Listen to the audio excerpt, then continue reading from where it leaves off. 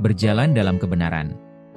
Sebab itu jauhilah nafsu orang muda, kejarlah keadilan, kesetiaan, kasih, dan damai bersama-sama dengan mereka yang berseru kepada Tuhan dengan hati yang murni.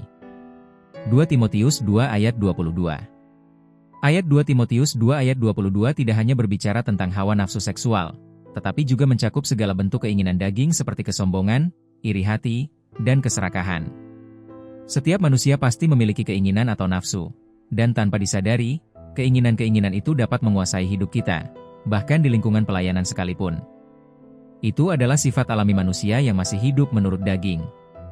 Namun, bagi mereka yang berjalan dalam kebenaran dan dipimpin oleh Roh Kudus, sifat kedagingan akan terus dimatikan oleh kuasanya yang kudus. Paulus mengajarkan bahwa menjauhi hawa nafsu saja tidak cukup. Kita harus secara aktif mengejar kebenaran, iman, kasih, dan damai. Semua ini hanya dapat dicapai ketika kita sungguh-sungguh menghidupi firman Tuhan dan melakukan perintahnya, sambil menjaga hubungan yang intim dengan Dia, baik secara pribadi maupun dalam komunitas orang percaya. Firman Tuhan seperti cermin. Semakin kita mengenalnya, semakin kita dapat melihat kekotoran dalam diri yang perlu dibersihkan. Firman menuntun kita untuk mengarahkan hidup kepada kebenaran, bukan kepada pengejaran akan hal-hal duniawi. Ini adalah hasil dari keputusan sadar dan tekad hati untuk meninggalkan keinginan daging serta kebutuhan akan pengakuan diri. Sebab, seperti tertulis dalam 1 Yohanes 2 ayat 16, sebab semua yang ada di dalam dunia, keinginan daging, keinginan mata, dan keangkuhan hidup, bukanlah berasal dari Bapa, melainkan dari dunia.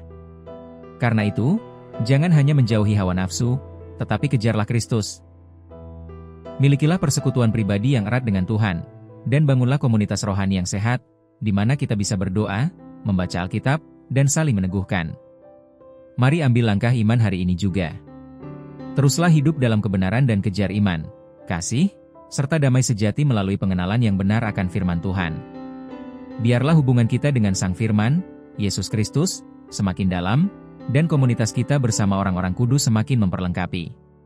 Bersama kuasa Roh Kudus, kita akan dimampukan untuk meninggalkan segala hal yang mengikat, agar kita semakin melekat kepada Tuhan dan hidup sesuai dengan kehendak-Nya.